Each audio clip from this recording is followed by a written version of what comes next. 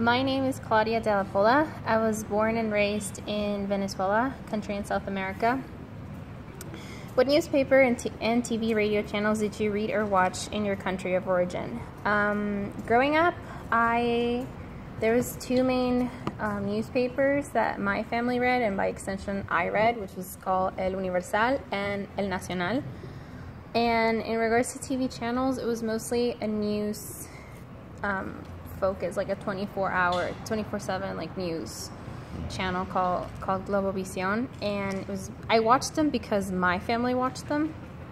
And then as Venezuela was changed regime into Hugo Chávez's regime, which is, technically it was never considered regime until later on, but ever so slowly he started taking over the media. And that have changed it, obviously. And that has changed. Okay. And Globovisión was the last outlet of true news, and then eventually they were bought out or taken over. So now the news are not veridic. Most of them are, people stay informed usually through social media. That's the main source of news currently. Awesome. Why did you choose this news outlets and not others? But at the time, my family read and watched these channels or read these newspapers. And then, like I said, as we fell into a dictatorship, we just relied basically on word of mouth or on social media as social media developed. And I'm assuming that would be the best way to communicate when under dictatorship. Right now, What is currently the most important news story in your country of origin? Right now, we are in the middle of, riots is not the right word. There's a lot of protests.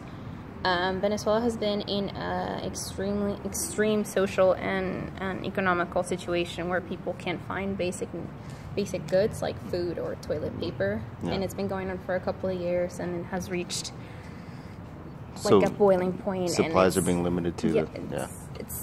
You can't find them. That's crazy. I still have family over there, and they can't find them. But there are some people that have them. It's just not like the local men. They're not the masses. It's the masses. That's everyone. So I'm saying like even the privileged. Oh, so even the privileged. Wow. Yeah, I mean, unless you're connected to the government, you don't. You have to find them, or you have to really search for them, or you pay 10 times their value, which is. Like the best way, for example, a Big Mac here, how much it costs? Like what? About $5? Like yeah, combo? Yeah, $3-4. Yeah. I'll say. In Venezuela, the equivalent would be like $150. Wow. That's how much. That's the inflation. Venezuela has the highest inflation in the world right now. I think it's 500% or something like that. That's insane.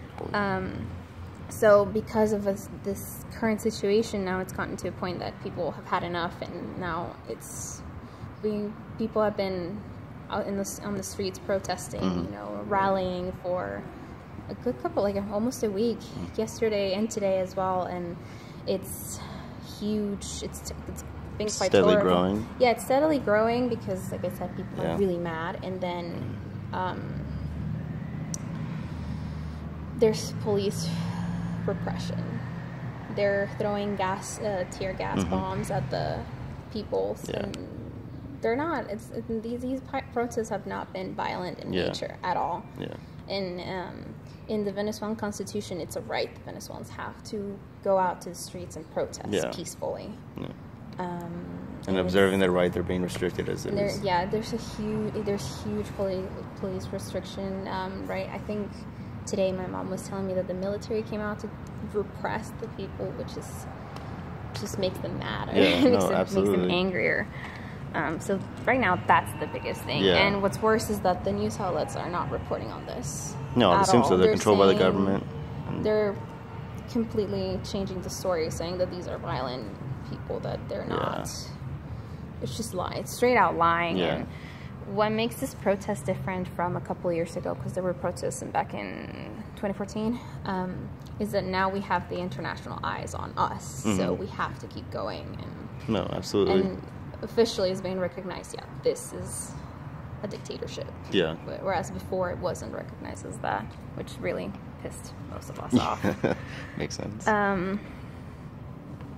What did you like about the mass media in your country? Well, back in the day, it was It was quality entertainment. It was really interesting. Not just the news, but like the other networks in general. Right now, it's just ridiculous level of ignorance. The propaganda and the lies through propaganda.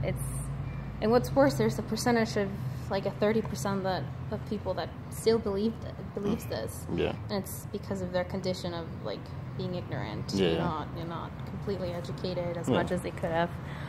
And what I disliked right now, it's obviously the lies. It's controlled by the government, so there's no, they control what comes out, so it's not completely true. Yeah, and obviously that's really bothersome for the common folk, I guess you would say, or you want to say the masses of people, the people that are being oppressed. Yeah.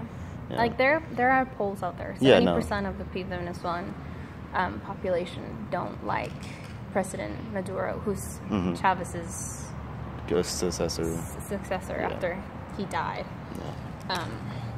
And that's another thing. The elections were really sketchy when that happened. It was clear that they manipulated the system. No, yeah, definitely. What's the biggest misconception about people in the U.S. have about your country? I don't know. Venezuela is either known for Hugo Chavez, the man that started all this mess, or beauty pageants. And that brings a lot of tourism, or not tourism, but like a lot of people to the beauty pageants, I'm assuming. I mean, Venezuela is always a huge contender, or usually was a huge contender during the Miss Universe, and then there's another one, Miss Globe or something like that. And Venezuela has like most, if not second most, of all the most like trophies, I guess, if you would call them. Do you feel like that part's controlled by the government too? No.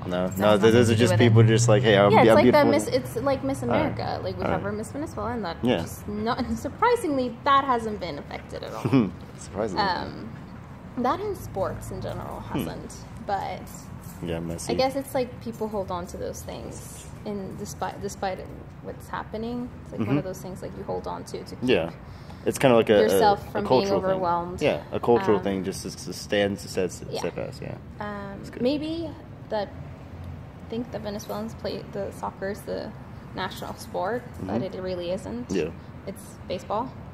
It's crazy. Even though we're in South America and most of the South American countries play soccer, but it's baseball. A lot of there's a couple of Venezuelans in the oh my god, the World League. Yeah. But not in teams in the U.S. Baseball teams in the U.S. Major League Baseball. Yeah. I think there's a Rangers player that's maybe Venezuelan.